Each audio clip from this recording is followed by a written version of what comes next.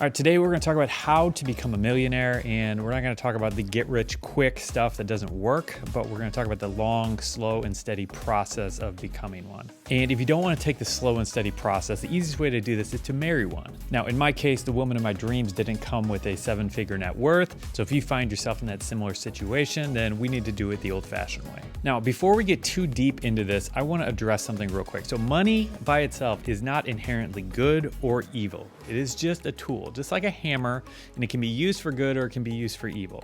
And as a Christian, I believe that the reason to desire financial success isn't just to spend money like we're in some rap video or something, but instead, I believe those of us who are blessed financially have a responsibility to use our resource to be a blessing to other people. And I like what Luke 12:48 says about this. When someone has been given much, much will be required of him. And when someone has been entrusted with much, even more will be required. Simply put, I believe that we are blessed to be a blessing to other people, and that should be the primary motivation behind building wealth. So much of success in life is rarely a case of luck, but rather a matter of cause and effect. And so if you do A and you do B, then you're going to get C. And if you want to learn how to build a chair, you ask a chair maker how he built a chair. You become an apprentice and you learn how to build a chair. Or maybe you watch a YouTube video on it. And so it stands to reason that if you want to learn how to become a millionaire, you should ask a millionaire how they did it. And that's what I did. And that's what led me to seeking out this interview with a guy named Bill. And he was a friend of a friend who I'd never met before, but was very excited to just kind of chat with me and my other friend and just kind of share some of his wisdom and let us know what he had learned in his journey. Now, going into our meeting, I was expecting that he would be explaining some investing techniques that were just way over my head and things that would take me years to understand. But in truth, the things that he taught me were really actually pretty simple and pretty easy to understand. And so giving you a little background on my mentor, Bill, he had been a high school teacher for most of his career, and he hadn't invested a single penny until he was 35 years old. And this was really encouraging to me because at the time I was in my late 20s. This was about 10 years ago. And he had built this huge net worth on a teacher's salary. And so once we sat down to meet, he spent the first part of our meeting just explaining to me the vital importance of telling your money where to go rather than seeing where it went. And so this is the idea of using a budget. And this is the idea of specifically saying 10% of my money is going to go here. 10% of my money is going to go here, and I am going to live on the rest. And I'm not going to turn this into a budgeting video, but the bottom line is that budgeting works. There's a reason that every large successful business does this. It's because it works. And if you want to take action on this right now, up above, I will be linking to a video with a whole bunch of free budgeting spreadsheets that you can download so you can check that out. And then Bill went on to explain that there were two big areas that most Americans were just in bad financial shape because of. And first on his list was that most Americans make very poor car buying choices. And he argued that most of us in the US are going to have a hard time building wealth because we're spending so much money on cars. And as you probably know, the car payment is just one small piece of this puzzle. So you have to pay for insurance, you have to pay for maintenance, you have to pay for gasoline, and the list just goes on and on with maintaining a car. And so Bill had a really simple formula that he followed to minimize the amount of money that he spent on his car. And so basically it was this. He bought used Japanese cars that were at least 2 years old. Normally they were 2 to 3 years old, and then he would drive them for a decade before he got a new one. And the reason he used Japanese cars is because generally they're very reliable cars. And so these are Toyotas and Hondas, and they're just known for being super reliable. And so it's going to cost you less because you're not going to fix it as often as some other cars. And the reason he wouldn't buy it brand new is because the car loses so much in depreciation in those first couple years. So if you buy a car that's 2 or 3 years old, the new car smell might be gone, but you still have a pretty new car, and a lot of that depreciation is already reduced for you. And then to add to that, he would drive them for a decade. And the idea behind this, again, is that he's reducing the amount of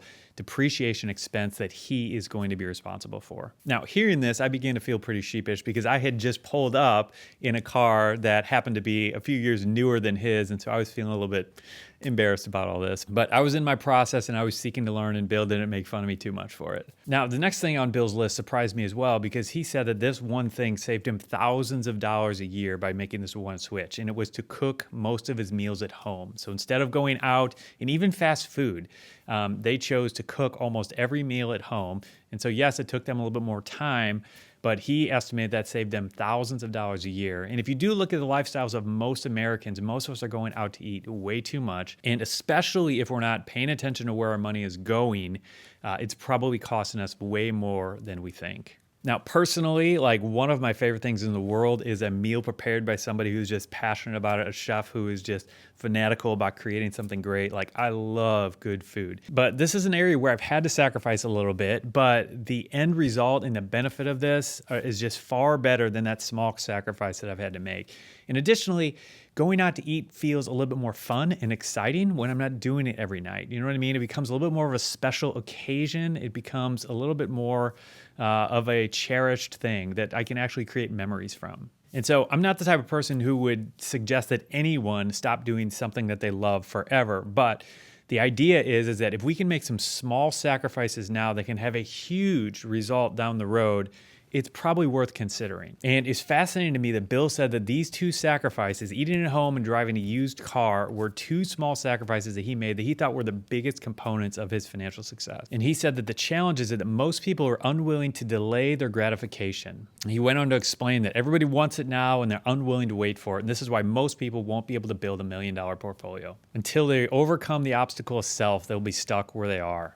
All right, now moving on to Bill's investing strategy. Bill had grown his portfolio with mutual funds. And for those of you who don't know, a mutual fund is basically just a basket of stocks or bonds, just a whole bunch of other investments all rolled up into one big package. And then it has a fund manager who is responsible for the performance of that mutual fund. Now, generally, I don't really like mutual funds and I much prefer an index fund. And the difference being that an index fund is not really managed. And so it generally just has a basket of stocks that are in it, but they're locked in. Index funds typically tend to be a whole lot cheaper than mutual funds, and oftentimes they actually perform better in many cases as well. And so that tends to be what I lean into. But regardless of whether you're using index funds or mutual funds, Bill's strategy still applies. And basically what he did is he went to the library once a month and he would read over some of the different mutual fund magazines and articles and different investing newsletters to try to find the best ones that were out there. And then he would just invest in those. And even though he did go to the library and research them a lot, he actually did not buy or sell them very often. He took a little bit more of a Warren Buffett approach to where he would hold them for oftentimes decades. And he had no desire to sell them unless there was a very strong reason to sell them. And over the years, he had also invested in a few stocks, mostly really big companies, but he made it very clear that the vast majority of his success was based just on consistent long-term mutual fund investing. And after we finished up talking about the investment strategy, he went on to explain how much he was opposed to debt. So he very much had a Dave Ramsey approach where he just didn't believe in debt at all. And he said that once they had a large enough portfolio built up, he and his wife sold a big chunk of their investments in order to pay off their house. And then once their house was paid off, that just freed up an extra couple $1,000s a month that they could add to their investments each month. In our meeting, he didn't go into specifics about the exact mutual funds that he was using. And additionally, this is probably 10 years ago, so it's probably not relevant anymore. But if you are looking for some specifics, I recommend checking out this book. This is Tony Robbins' book. It's called Money, Master the Game. And this is a fantastic book with a lot of really specific stuff that I think can help you. So I ended up leaving this meeting with Bill really encouraged. And I had read a few books on investing at that point in my life, and I was at least familiar with almost everything he had talked about. But my main encouragement came from the fact that I now had met and talked to somebody who actually did what the book said to do, and it had worked. And it suddenly had translated from a theory that I knew should work to substantial evidence that I was on the right track to reach my financial goals. Now, if you found this helpful and you want more content like this, you can let me know by leaving a like down below. And I'll leave you with one last thought here. Now, wealth is a very powerful tool, and it's really important that we make sure our heart is right when we're seeking after wealth. 1 Timothy 6:9 even says this: "Those who want to get rich fall into temptation and a trap, and into many foolish and harmful desires that plunge people into ruin and destruction." And in my experience, most of the wealthy people I know became that way by working hard and by serving others. It wasn't because they were focused on becoming rich. They weren't chasing money just for money's sake. So I encourage you to pray and ask God to show you your heart and show you what the reason is and what the motivation is behind you wanting to grow your wealth. And I'll leave you with a quote from John Wesley that I think sums up the proper heart perspective behind all this. And he said to make all you can, save all you can, and give all you can. And I think if we're doing that and if we're truly understanding our role as stewards, we're going to be able to do this the right way.